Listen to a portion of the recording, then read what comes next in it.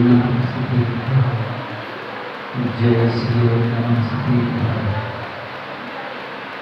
ओंकार संयुक्तं नित्यं ध्यायन्ति योगिनः कामदं मोक्षदं चैवोंकाराय नमो नमः। अविशब्दितनौगप्रक्षालस्य कर्भूतमर्तनतः मुनिरूपस्य सरस्वती अनुत्तां अज्ञानतिम्रान्धस्य ज्ञानाञ्जनशलाकया चक्षुरुन्मीलितं तस्मै श्रीगुरुवे नमः। परं गुरुवे नमः। परम्पराचार्य श्रीगुरुवे नमः। सकलकर्मविध्वंसकं त्रिशां परिवर्तकं धर्मसम्बन्धकं अभ्यजीवन प्रतिबोधकारकं शास्त्रं श्रीरत्नकर्णस्थापकाचरणामृतं अष्टमूलग्रन्थकर्ता श्री सर्वज्ञदेवः तदुत्तरग्रन्थकर्ता श्री गणधरदेवः प्रति गणधरदेवः तेषां वचनानुसार साध्यं श्री आचार्य भगवन् समन्तबद्ध स्वामी विचितं मंगलम भगवान वीरो मंगलम गौतमो बलि मंगलम कुंदाद्यो जैन धर्मोस्तु मंगलम सर्वमंगलमांगल्यं सर्वकल्याणकारकं प्रदानं सर्वधर्माणां जैनं जयतु शासनं जैनं जयतु शासनं जैनं जयतु शासनं। नमः श्री वर्धमानाय निर्दूतैलात्मने सालोकानां त्रिलोकानां निर्विद्यादर्पणाय। देवादिदेव खजारती आदिनाथ भगवान की, देवादिदेव विग्रह शासन नायक महावीर भगवान की, देवादिदेव विग्रह समूल नायक पार्श्वनाथ भगवान की, 24 तीर्थंकर भगवान की, अनंत सिद्ध परमेश्वरी भगवान की, ग्रंथकर्ता आचार्य भगवान समन्तबद्ध स्वामी महाराज की, वास्तव रत्नाकर आचार्य गुरुवर श्री अभिनंदन सागर जी महाराज की, तीन कामना करो राजों की। बोलो आचार्य श्री 148 सागर जी महाराज की जय। आचार्य शंकर की जय। धन प्रतिबंध। तो यहाँ पर धर्म की व्याख्या चल रही और पाठ नमः श्री वर्धमानाय निर्दोषैलात्मने शालोकानां त्रिलोकानां यद्विद्यादर्पणाय देष्यामि समीचीनं धर्मं कर्म निवर्हणं संसारमुक्तासत्त्वान् योगरतित्वमेषुके सद्दृष्टिज्ञानव्रतानि धर्मं धर्मेश्वराविदो यदि अप्रत्यनीतानि भवन्ति भवपद्धति तद्दानं दानं आप्तागं तपोव्रतां साङ्गं सम्यक् दर्शनमस्मान् आप्तेनोत्सन्नदोषेण सर्वज्ञानवेशिना भवितव्यं योगेन नान्यथायाप्ता भवेत्। क्षुद्रपाशा जरातङ्ग जन्मान्तर्भयस्मया नरागद्वेषमोहाश्च यस्याप्ता सा प्रगीयते परमेष्टि परं ज्योति प्रागोविमलाकृति सर्वज्ञोनादिमध्यान्ता अशास्तो विराजते। विनारागै शास्ता शास्ति सतोयतां गणनशिल्पकरस्पर्शां मुर्जा किमुपेक्षते अनात्मार्थं विनारागै शास्ता आप्तोपगमनलङ्घो मादृष्टिष्टविरोधकं तत्त्वोपदेशिकृत्सार्वं शास्त्रं कापत्यघट्टनं विषयासावसातीतो निरारम्भो परिवा ज्ञानकपूरक तपस्वी सा प्रशस्ति इदमेव रसमेव तत्त्वं नान्यं चान्यथा इत्थकम्पाय सांभोग सन्मार्गे संस्यारुचि कर्म परवशे शान्ति दुःखैरन्तरितोदये पापबीजे सुखेनास्ता श्रद्धानाकाङ्क्षणा स्मृता स्वभावतो शुचौताये रत्नात्रय पवित्रते निर्जुगुप्सामन्त्रिते मता निर्चिकित्सता। तो यहाँ तक अपना पाठ हुआ। तो यहाँ क्या चल रहा है? सम्यक दर्शन के 8 अंगों का वर्णन इसका चल रहा है। हाँ। तो यहाँ बताया जा रहा है कि एक धर्मात्मा के अंदर कौन कौन से लक्षण पाए जाते हैं, ये लक्षण यहाँ दिखाए जाते हैं।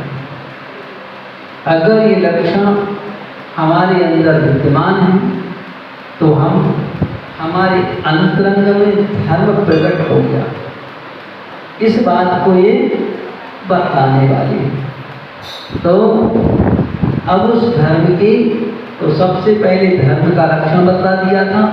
धर्म की परिभाषा क्या बनाई थी? हाँ, दुख में पड़े हुए संसारी जीवों को जो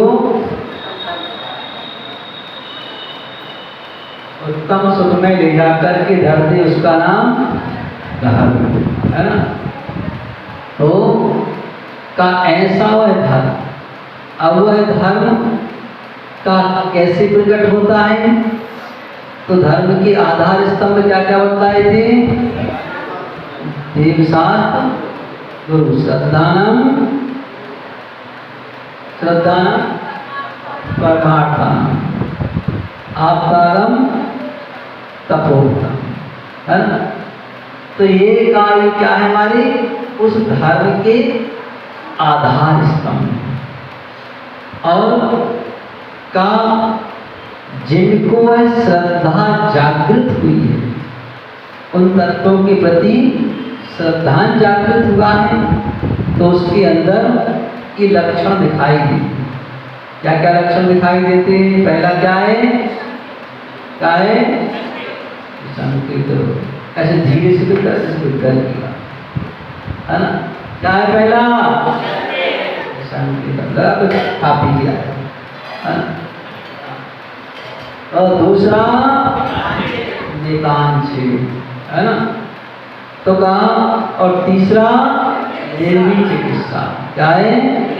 निर्वी चिकित्सा। तो पहले संकेत में कहा था कि हमें किसी प्रकार की कोई शंका, जिसमें शंका ना हो, सात तत्वों में, देवशास्त्र गुरु के स्वरूप में और अपने आत्म स्वरूप, किसी प्रकार की कोई शंका है ना। तो उसका नाम, और जिन वाणी पर, जिनेंद्र भगवान की वाणी पर, आजकल जिन वाणी पे बहुत शंका होती है, ऐसा सही ऐसा गलत, तो का ये। तो फिर इसके बाद में फिर का निकांक्षित, मतलब हमें कोई आकांक्षा नहीं, कोई इच्छा नहीं, सारी इच्छाओं से लेस। कौन सी इच्छाएं? केवल संसार। मोक्ष की इच्छा तो है ना, कल्याण की इच्छा तो है, तो केवल सांसारिक इच्छाएं सब समाप्त, कि मुझे ये मिल जाए वो मिल जाए, कोई इच्छा। और फिर इसके बाद काम निर्वी चिकित्सा। तो देखिए एक और बात बता दूं कि सांसारिक इच्छाएं भी अगर करने का कभी भाव हो जाए तो कहा इस दरवाजे को छोड़कर के अन्यत्र मत जाना। क्यों? यहाँ इच्छा करोगे तो कहा ये चलमल अगाड़ दोष के अंतर्गत आता है। सब सम्यक दर्शन जो लगते है ना, लेकिन सम्यक तो भी नहीं हो। लेकिन यहाँ छोड़ करके अन्यत्र चले गए तो सम्यक तो विरीत है ना। इसलिए यही बने रहना है ना, जो कुछ करना इसी दरवाजे के।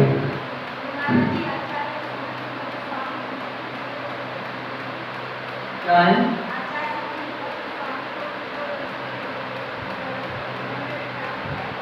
हाँ, बहुत बढ़िया बात कही कि आचार्य समंतबद्ध स्वामी वहाँ कुछ मांगने नहीं गए थे। हाँ, वो तो उनकी मजबूरी थी कि इतना अन्न कहाँ से लाएं, सो खाने गए, है ना। हाँ, उनकी कोई इच्छा नहीं थी, उनका श्रद्धांत तो दृढ़ था।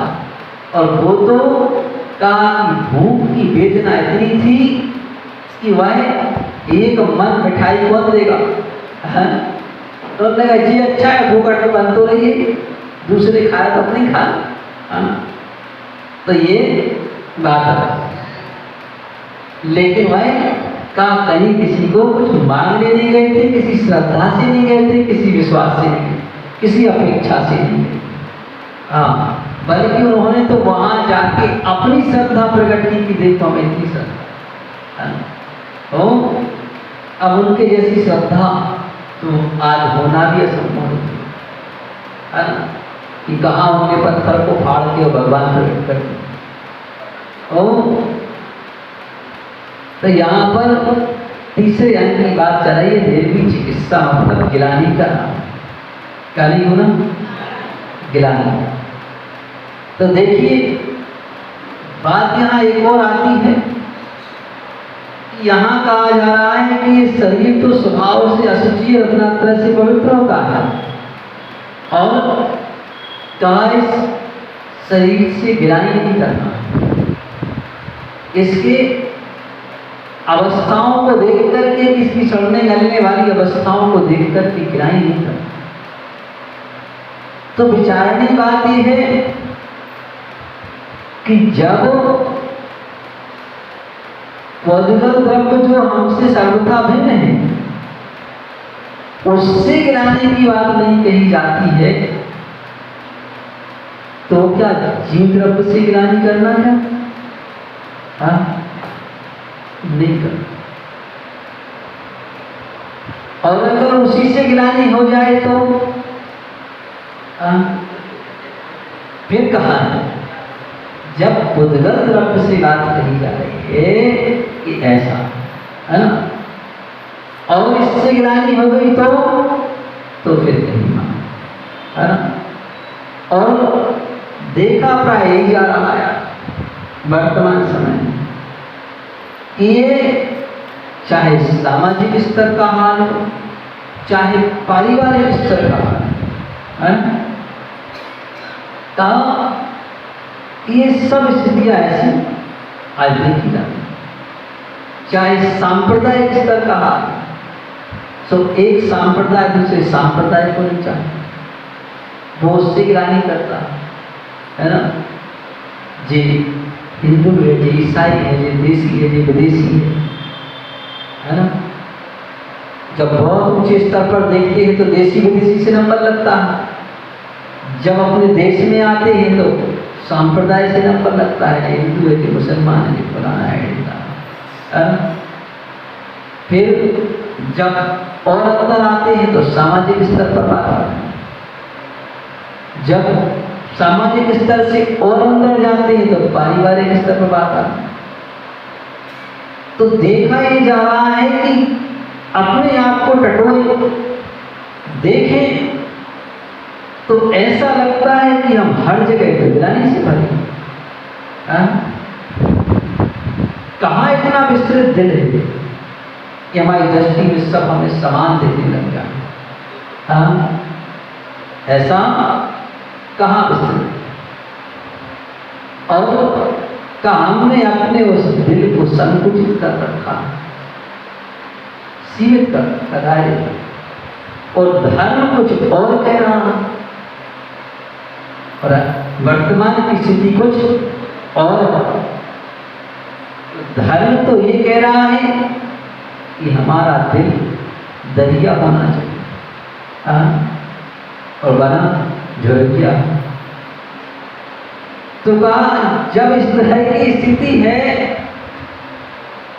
तो फिर ये धर्म कैसे प्रकट हो, कि धर्म का लक्षण कहाँ दिखाई। आचार्य भगवंतों ने अपनी अंतरंग की गहराई को बाहर प्रकट करते हुए कहा कि आवाल गोपाल एक इंद्रियादिषु भगवान। अब आवाल गोपाल और एक इंद्रियादि से नंबर लगाया, जब एक इंद्रियादि से नंबर लगाया तो सब आ गए पंचेंद्रिय तक। ऐसा कोई प्राणी नहीं रहा जो ना आया हो, सब उसमें समाहित हो गए।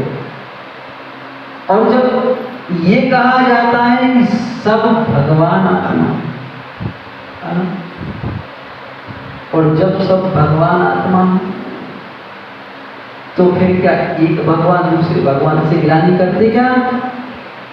नहीं करते। यही तो भी चिकित्सा में बता है ना? लेकिन आज का मानव इतने स्वार्थ की डोरी से बना है ना? इतनी बड़ी स्वार्थ की डोरी से बना है कि भाई से भाई का स्वार्थ सिद्ध ना हो तो वो कहता मैं नहीं करता। और आज का ही नहीं है ये बात, ये तो चतुर्थ काल में भी थी, है ना? तो कहा जब तक ये मानव किसी स्वार्थ की डोरी से बना रहे तब तक ये गुण प्रकट नहीं है ना? ये कही जाएगा, चाहे वह जब एक अपने से भिन्न इस पुद्गल द्रव्य से गिलानी करने के बारे में नहीं कहा जा रहा, ये हमसे सर्वथा भिन्न है पुद्गल द्रव्य, है ना? ये हमें कहीं से कहीं तक हमारा साथ देने वाला नहीं। तो जब इससे गिलानी नहीं तो फिर कहा उस जीव द्रव्य से कैसे गिलानी, है ना? उससे भी गिलानी नहीं। क्या होना चाहिए? उससे भी सौहार्द का वातावरण। अब कोई कहे कि तो सहधर्मी नहीं है, विधर्मी है ना? तो विधर्मी भी है तो कहा विधर्मी से गिलानी करने के लिए कहा? ये तो बात आ सकती है कि भाई नहीं बनती है, मामला नहीं बनता है तो मध्यस्थ हो जाओ, ये तो बात है ना? क्योंकि धर्मात्मा का लक्षण ही तो बताया है। क्या बताया है? सत्वेषु मैत्री गुणेषु प्रमोद। सत्व मतलब प्राणी मात्र के प्रति मित्रता का भाव, गिलानी का भाव नहीं कहा है। किसके प्रति? प्राणी मात्र के प्रति मित्रता का, सत्वेषु मैत्री। और का वहां ना कोई जाति, ना पाति, ना संप्रदाय, ना इंद्रिय आदि का भेद कि ये इंद्रिय, दो इंद्रिय, तीन इंद्रिय, चार इंद्रिय, ये भी भेद नहीं। सारी चीज अभेद है ना? तो ऐसी अवस्था में ये कहा गया कि सत्वेषु मैत्री। हमारे आचार्य भगवंतों ने ये एक शब्द, है ना, चिंगम की तरह रखा है ना? चिंगम खाते क्या होता? चबाते हैं तो रस निकलता जाता है ना? हाँ, तो ऐसा एक एक शब्द का बिल्कुल चिंगम की तरह है, चबाते जाओ तो रस नहीं। ऐसे कहा कि सत्वेषु मैत्री का ये मित्रता का भाव प्राणी मात्र, किसी के प्रति ईर्षा भाव नहीं, किसी के प्रति गिलानी भाव नहीं, चाहे सधर्मी हो चाहे विधर्मी कोई। क्योंकि कौन सा विधर्मी और कब सधर्मी बन जाए भरोसा है क्या? नहीं, है ना? तो कहा भरोसा नहीं, तो ये लक्षण धर्मात्मा के, अधर्मात्मा के नहीं। अधर्मात्मा तो कुछ भी करे इससे कोई तकलीफ नहीं, उसके लिए तो सारा मैदान खुला, उसके लिए कोई बंधन वाली बात नहीं। हमारे आचरण उसके लिए कोई बंधन नहीं लगा, लेकिन धर्मात्मा को ये बंधन लगाया तो मैं किसी से गिलानी नहीं। जब उद्गत से निषेध किया तो कहा जीव द्रव्य तो और पहले बात कौन चीज है ना? का किसी से कोई गिला नहीं सिखवाया।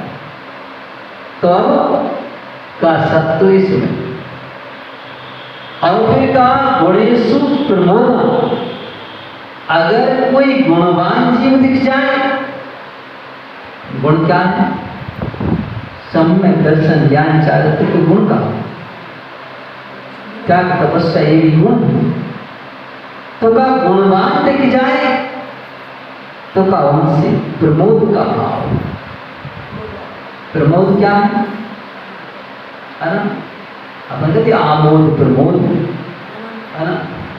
का मित्रता से ऊपर की जो स्थिति होती है उसका नाम प्रमोद।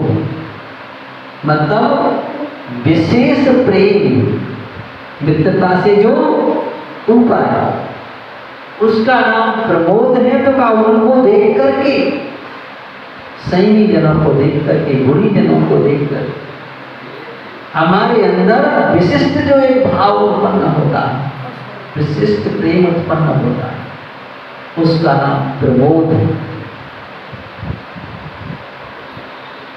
सत्वेषु मैत्रीं गुणेषु प्रमोद, क्लिष्टेषु जीवेषु कृपा पर। का कोई कष्ट में पड़ा हुआ प्राणी है तो उसके प्रति एक करुणा का भाव जागृत होना चाहिए, दया का भाव जागृत होना है ना? ये हमारे अंदर उपहास की बात नहीं है, इसकी करुणा की दया।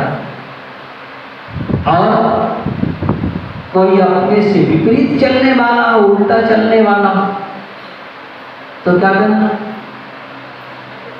तो का माध्यस्थ भावम विपरीत वृत्तो, का बिल्कुल माध्यस्थ, ना अच्छा ना बुरा, कुछ नहीं, साइलेंट। इसके प्रति जो अपने से बिल्कुल सर्वथा, अपने से मतलब जिन धर्म से विपरीत हो, जिन धर्म से बाहर का, उसके प्रति एक माध्यस्थ भाव। ये धर्मात्मा के लक्षण होता है। ये गुण उस धर्मात्मा में होने। तो यहाँ धर्मात्मा को कहीं किसी चीज से गिलानी करने को नहीं कहा कि हम किसी से गिलानी करें, ईर्षा करें, द्वेष करें, है ना? और अगर हम किसी से गिलानी करेंगे, ईर्षा करेंगे, द्वेष करेंगे तो इससे हानि क्या? कुछ हानि है क्या? है ना? जब गिलानी होगी तो नियम से निंदा का भाव है। क्या आएगा? निंदा का भाव। तो जहां गिलानी है वहां निंदा का भाव। तो ठीक है, निंदा करने से हानि क्या है? कोई हानि है क्या? है ना? का बिल्कुल कोई हानि नहीं। खूब दिल से करो, खुल के करो, है ना? क्यों, कोई हानि है क्या? है क्या हानि? का वैसे तो हानि कुछ भी नहीं है क्या? तो का हानि भी है। क्या हानि? तो उस हानि ये कि अगर हम किसी की निंदा करते हैं, है ना, गिलानी करते हैं, तो का उस गिलानी करने से, निंदा करने से का, जहाँ तत्वार सूत्र में आचार्य उमा स्वामी महाराज, है ना, आश्रम के भेद गिनाए हुए। किसके? आश्रम। कि भाई अगर तुम संसार में कैसी प्रक्रिया करोगे तो उससे कैसा आश्रय होगा, है ना? तो जहाँ 6वां अध्याय आश्रय अधिकार दिया, तो उसमें क्या कहा? 6वें अध्याय में कहा हुआ है कि परात्म निंदा, है ना, पर आत्म निंदा, दूसरे की निंदा और अपनी प्रशंसा। परात्म निंदा प्रशंसे का संसद गोचर, है ना, उच्छेद भावे नीचे गोत्रस्य। परात्म निंदा प्रशंसे, है ना, संसद गुणोच्छादने भावे नीचे गोत्रस्य। ये सूत्र दिया। कि अगर हम दूसरे की निंदा करते हैं और अपने आप को अच्छा कहते हैं कि हमारे में ये गुण हमारे में है ना, तो कहा इससे हम क्या करेंगे और दूसरे के गुणों का ढकते हैं और अपने आप को अच्छा कहते हैं। तो कहा नीच गोत्र का आश्रय करते हैं। इसका नीच और ज्यादा कुछ भी हानि नहीं है ना, बस इतना ही है ना। हाँ, अब नीच गोत्र का जब आश्रय करेंगे तो उसके अनुसार फिर आयु का नंबर भी आएगा। तो जब आयु का नंबर आएगा तो वहां भी देखा जाएगा। तो नीच आयु मिलेगी तो नीच आयु में कहाँ जाए, या तो त्रिंच अवस्था प्राप्त हो या नरक अवस्था प्राप्त हो। और मनुष्य हुए तो फिर वही होंगे जो मंदिर के बाहर रहते हैं, जिनसे कहा जाता भाई वहां खड़े हो जाओ, बजाओ दो चलो, है ना, तो वो अवस्था प्राप्त हो जाए। तो ये अवस्था बने। अब जब हमारे आचार्य भगवंतों ने सब चीज अपने लिए लिख के दे दी तो अब हमें स्वयं सोचना है कि हमें करना क्या। भगवान निर्णय नहीं करेंगे, कौन निर्णय करेगा? उन्होंने कहा कि जब प्रत्येक आत्मा भगवान है तो अपना अपना निर्णय कर लो। दूसरे से भगवान ने नहीं कहा कि हम तुम्हारा बही खाता लेके बैठेंगे, लिखा पढ़ी करेंगे तुम्हारा। बोले हम लिखा पढ़ी करने के लिए मुरीद थोड़ी है तुम्हारा। हम कहा भाई हम अपने स्वयं विधाता हैं, तुम्हें अपना भाग्य स्वयं लिखना है। ये कागज है, ये कलम है, लिख लो कैसा लिखना है ना, अपना विचार स्वयं है ना। तो इतनी बड़ी स्वतंत्रता और कहीं नहीं हो सकती दुनिया में, कहीं हो सकती है कहीं। और लोग क्या चाहते हैं, संसारी प्राणी क्या चाहता है, स्वतंत्रता ही तो चाहता है। अब हमारे आचार्य भगवंतों ने तो इतनी बड़ी स्वतंत्रता दे दी कि इससे बड़ी स्वतंत्रता और कहीं नहीं हो सकती कि प्रत्येक जीव को स्वतंत्र कर दिया है ना। आप जैसा चाहो वैसा करो, एज यू लाइक, है ना। आपकी इच्छा, आप जैसा चाहो वैसा करो, कोई किसी को बंधन नहीं डाला। बाहर से परतंत्र हो सकते है ना, देश की दृष्टि से परतंत्र हो सकती है, सांप्रदाय की दृष्टि से परतंत्र हो सकती है, सामाजिक दृष्टि से परतंत्र हो सकती है, पारिवारिक बंधन हो सकता है ना। यहाँ तो परतंत्रता हो सकती है, लेकिन धर्म में कोई परतंत्र, यहाँ पूर्ण स्वतंत्र है हर प्राणी। और स्वतंत्रता में भी आप कुछ भी करने धरने को नहीं कहा, खाली अपना विचार अपने आप में लाने के लिए। तो विचारणी बात है कि जब हमारे आचार्य भगवंतों ने इतनी बड़ी हमें स्वतंत्रता दे दी है ना, अब हमें किसी से ना कोई गिलानी ना कोई और अपना अपना सिद्धांत। अब जब ऐसा करने के लिए यहाँ कहा जा रहा है तो अब हम स्वयं निर्णय करें कि अब हमें किससे गिलानी करना चाहिए, विधर्मी से, सहधर्मी से, है ना, हमारे विरोधी से, किससे गिलानी करना। और इस गिलानी से उसका क्या बिगड़ेगा, पहले ये देखो। हाँ, किसका बिगड़ेगा, किसका बिगड़ेगा, स्वयं का बिगड़ेगा। तो फिर इस दुनिया में हमसे बड़ा, अपने आप से बड़ा कोई बुद्धिमान मिलेगा क्या? कितने बड़े बुद्धिमान कि हम अपने हाथों अपना ही अहित कर रहे हैं, दूसरे का नहीं कर रहे। किसका कर रहे हैं? अपने हाथ से अपना दुर्भाग्य लिख रहे हैं इससे बड़ा बुद्धिमान प्राणी कहीं इस दुनिया में लालटेन लेके ढूंढने से मिलेगा क्या? कि टार्च लेके ढूंढने से मिलेगा? कहीं नहीं। तो हमारे आचार्य भगवंतों ने कहा, केवली भगवान ने कहा कि आप स्वतंत्र, अब आपको जो करना सब करो, उसमें कोई बड़ी बात नहीं। तो कहा लेकिन ये संस्कार इस तरह से बढ़ जाते हैं कि उस संस्कार की हट में का जैसी गाड़ी चलती है वैसी चलेगा। संभालते संभालते भी नहीं समझते ना? जैसे गाड़ी बहुत स्पीड में चल रही हो, है ना, और ड्राइवर सामने देख रहा है कि संभावना है कि एक्सीडेंट हो सकता है ना, लेकिन बहुत स्पीड में हो तो वो गियर बदलता फटाफट, लेकिन फिर भी नहीं समझती। वो कहता है हम क्या करें, संभालते संभालते घुस गए।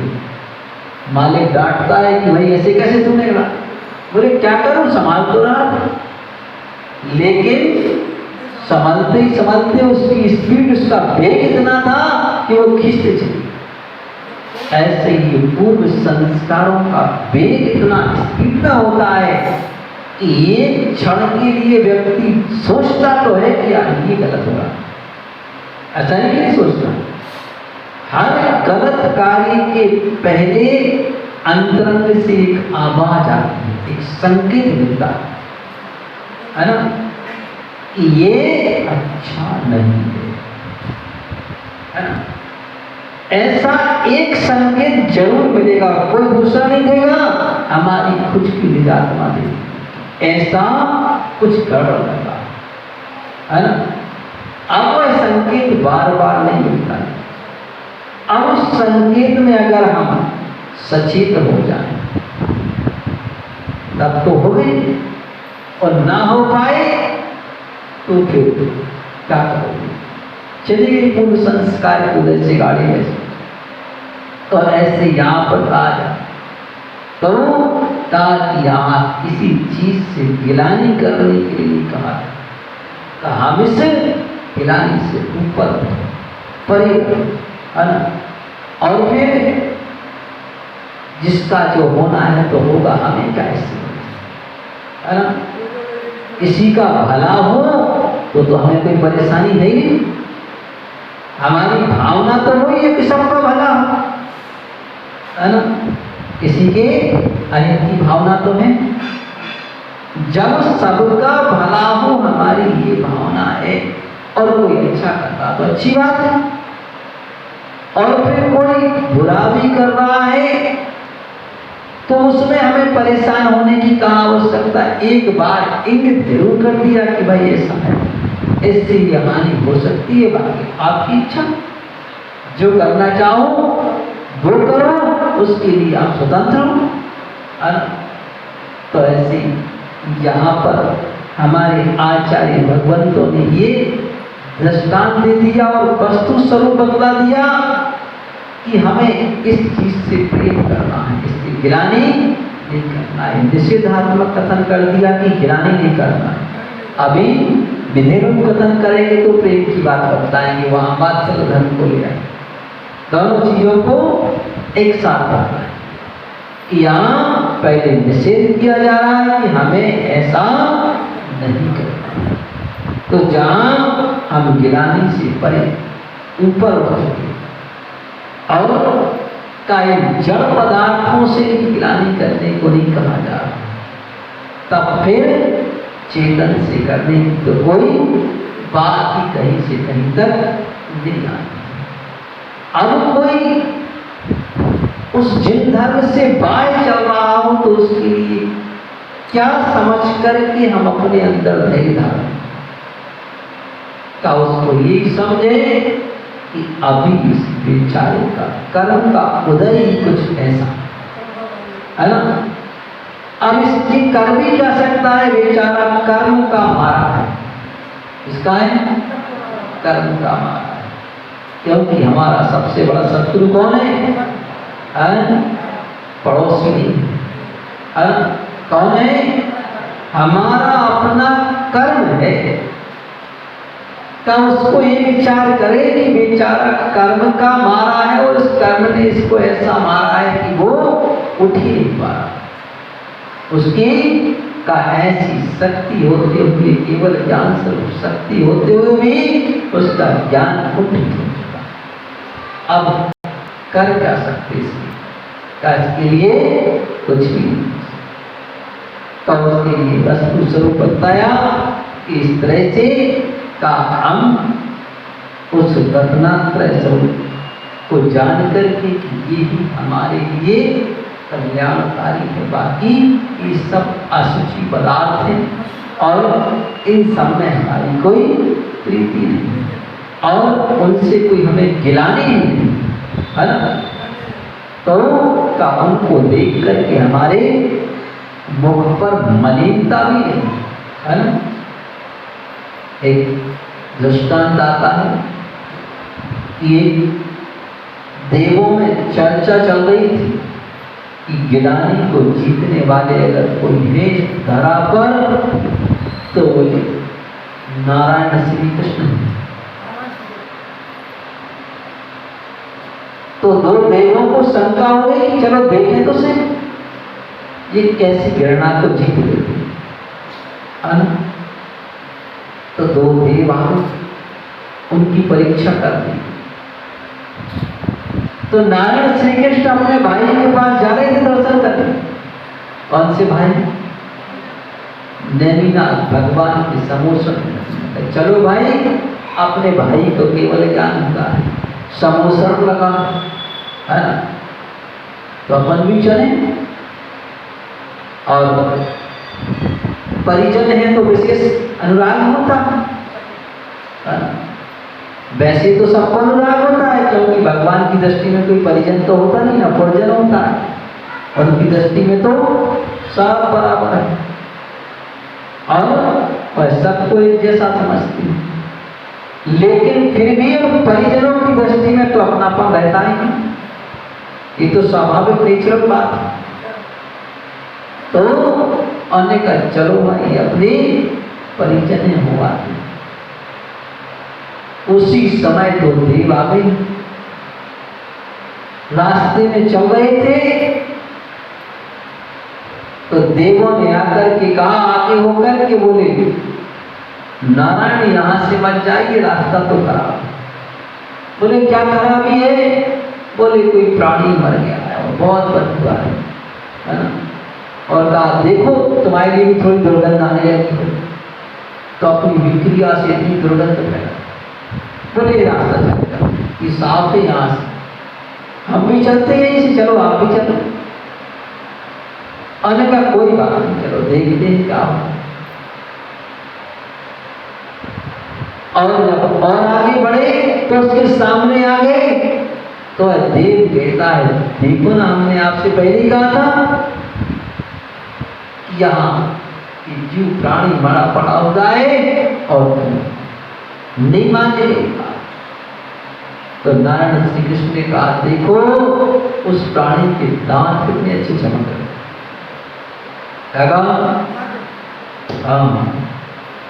तो उस देव ने हाथ जोड़ दिए। बोले जैसी चर्चा चल रही थी वैसे ही पाएगा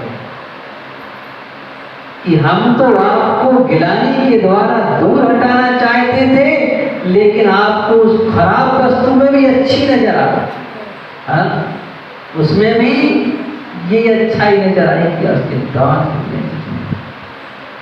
तो हम भी उस खराबी में से भी अच्छाई छांटने की कोशिश करें, क्योंकि दुनिया में अच्छाई बुराई सब जगह बनी पड़ी, कहीं कोई कमी नहीं है, भरपूर है सब जगह है ना। जिस समय भारत स्वतंत्र हुआ और बंटवारे का नंबर आया तो गांधी जी थोड़े अड़ गए। बोले नहीं ऐसा नहीं, ऐसा तो जो देशभक्त थे उनको बुरा लगा कि ये क्या है, जब हो ही रहा है तो बराबर करो, साफ सुथरे तरीके से करो बंटवारा। ये बंटवारे का कोई तरीका नहीं। तो सब अपने अपनी प्रक्रिया से विरोध करने लगे। एक व्यक्ति ने तो गांधी जी के लिए बहुत सारी अपशब्द लिख करके लिखी, ढेर सारी गालियां लिखी, और एक पन्ने में नहीं बनी तो दो में लिखी है ना। और एक तो भर गया दूसरे मोहल्ले को, और दोनों को बिंच करके पकड़ा दिया, बोले गांधी जी पढ़ लो, है ना। तो गांधी जी ने सारा पन्ना पढ़ लिया और पढ़ करके उसमें जो पिन लगी थी वो निकाल करके अपनी टेबल पर रख ली और वो कागज को उठाया। बोले पढ़ लिया गांधी जी? बोले पढ़ लिया। बोले कुछ काम की चीज मिली? बोले हाँ मिली। क्या मिली? बोले पिन मिली, काम की तरफ मिली, बाकी ये सब बेकार। तो का ऐसी अगर हम खोजें तो का बुराई में भी अच्छाई में, और ना खोजें तो अच्छाई में भी बुराई दिखाई दे, है ना। सब चीजें दिखाई दे। तो इसलिए का यहाँ पर यही कहा जा रहा कि हमें उस गिलानी को जीतना है ना। तो हम का बाहर की गिलानी को तो जीत लेते हैं, और वही कहते हैं कि बाहर की गिलानी को तो जीतना है, देख करके कोई से नाक सपोर्ट नहीं करना। लेकिन जो गिलानी हमारे अंतरंग में, हमारे निज आत्मा में भरी है, उसका क्या करना? उसको बड़ी नहीं देना, है ना। उसको नहीं निकालना। का उसको नहीं निकालेंगे तो कुछ नहीं होने वाला, है ना। जैसे फोड़ा हो जाता ना, तो फोड़े को बाहर से मलम पट्टी बंद करो तो क्या ठीक हो जाएगा? कैसे ठीक होता है? जब उसको फोड़ दे, अंतरंग की वह सड़ी हुई चीज को निकाल दे, और उसमें भी एक कील होती है। जब तक वो कील ना निकले तब तक वह घाव सूखता नहीं है, उसमें चढ़ान उत्पन्न होती रहे। तो ऐसे जब तक हमारे अंतरंग में निजात्मा है ना, जितने भी जीव मात्र प्राणी मात्र इनके प्रति, चाहे सधर्मी हो चाहे विधर्मी, चाहे विरोधी हो और चाहे अनविरोधी हो, सबके प्रति जब तक साम भाव जागृत नहीं, गिलानी से वह अवस्था जागृत नहीं होगी, तब तक कहा वह हमारे अंतरंग की सड़ान हमें इस धर्म से दूर रखेगा, इसमें प्रवेश नहीं करने देगी कि नहीं तुम इसमें प्रवेश कर जाओ, वो उससे दूर रखे, और वह का हमारा नेचुरल दूर रहे। तो इसलिए उस अवस्था को जीतने के लिए कहा कि हमें अंतरंग से उस गिलानी भाव हो जाए, है ना। हाँ, तो अभी हम छोटी छोटी बातों को लेकर, है ना, और एक दूसरे से ईर्ष्या करते, गिलानी करते। इतनी सी बात वो हमने हमारे मन की नहीं कही, ऐसी तो हमें नहीं जमा, है ना।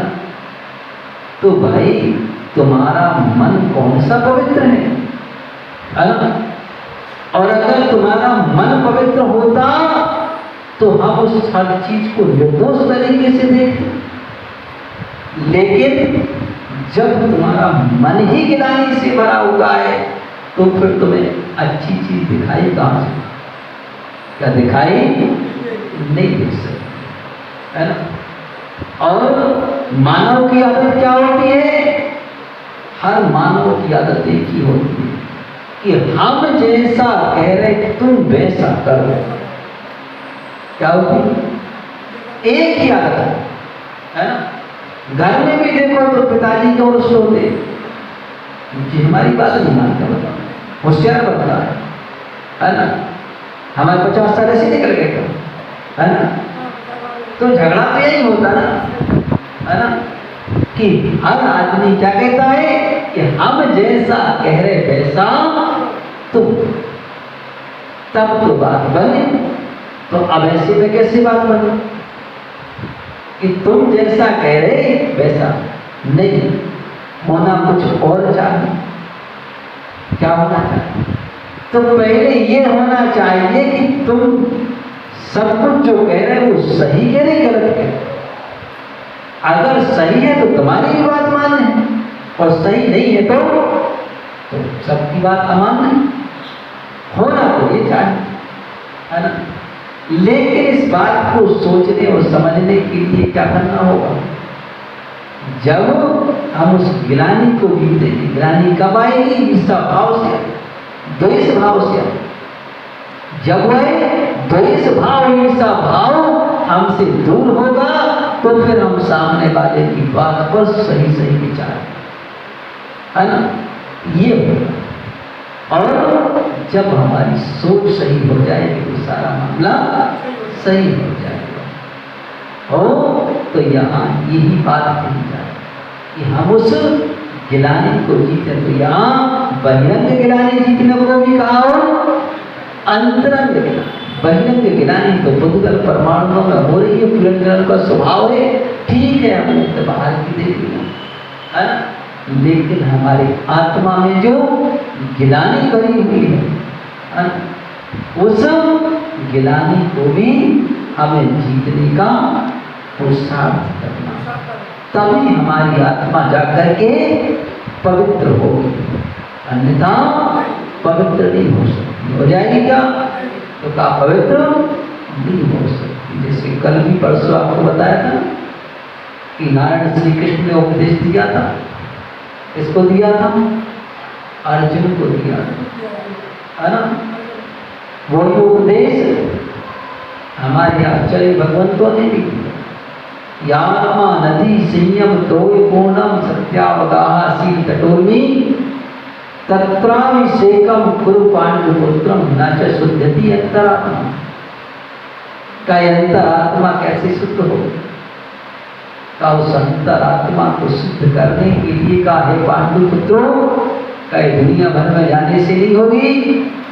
का आत्मा रूपी नदी हो, संयम रूपी उसमें जल भरा हो, शील रूपी जिसके तट किनारे हो, और दया रूपी जिसमें लहरें उठ रही हो, और सत्य का जिसमें प्रभाव, है ना, ये हमारी नदी। और इसमें हमने डुबकी लगाई तो हम तर गए, है ना, अन्यथा डूब गए। तो कहा ऐसी नदी में डुबकी लगाओ, इसमें गोता खाओ तो हम तर जाएंगे इस संसार से। तो ये तैरने का स्थान बता दिया कि हमें ऐसे तैरना है। अब आगे आपकी मर्जी, फिर कोई जबरदस्ती तो किसी को है नहीं, जैसा अच्छा लगे वैसा कर सकते हैं।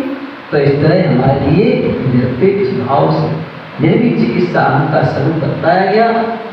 और भगवान पार्श्वनाथ स्वामी का मोक्ष कल्याण महोत्सव 4 अगस्त को है ना, 4 अगस्त को, और उसमें 4 अगस्त के कार्यक्रम के दिन ऐसा जनमानस भी है और हमारा मानस भी, कि उसमें जो अपन उस दिन आए करेंगे वो सारी पार्श्वनाथ प्रभु की टॉक जो उसको अपन को सीख करवाना है, कवर करवाना है, उसके लिए सब समर्पित की जाए। तो इसके लिए कोई ट्रस्टीगण तो अपने पास आए, तो अगर इसमें किसी को विरोध हो तो हमें कल तक अपना विरोध प्रकट कर दें, तो हम ये बोलना बंद कर दें, है ना। और अगर नहीं हो तो फिर हमारा वो कार्य उस समय ठीक मानेंगे हम, है ना। तो वैसे तो यहाँ ट्रस्टी तो ये कहीं दिखते हैं माता अध्यक्ष जी, बाकी का तो पता ही नहीं कहाँ है, ना आज तक उनका परिचय कि न कौन, है ना। तो अच्छा, हाँ, तो मतलब किसी को भी विरोध हो, एक को भी, तो अपन इस बात को बदल कर, है ना।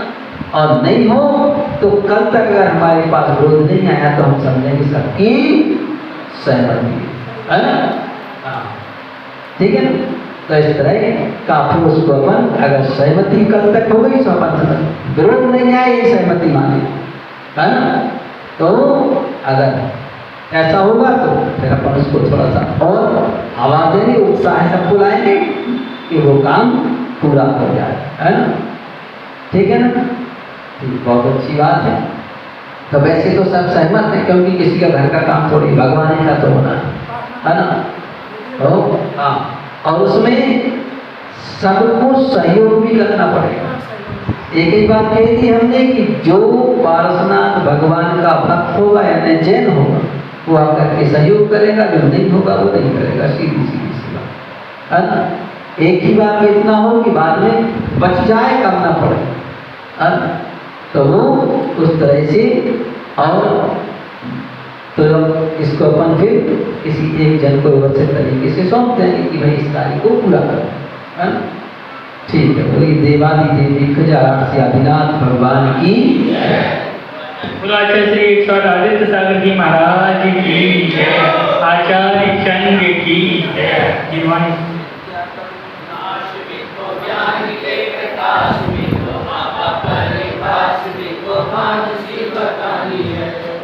प्रभु ज्ञान विको बंद तेरी बात विको सो परे प्रचान विको परम प्रमाणी है। अनुभव बताए विको जीव के जताए विको काबू न सताए विको भव्य उरियानी है। जहाँ तहाँ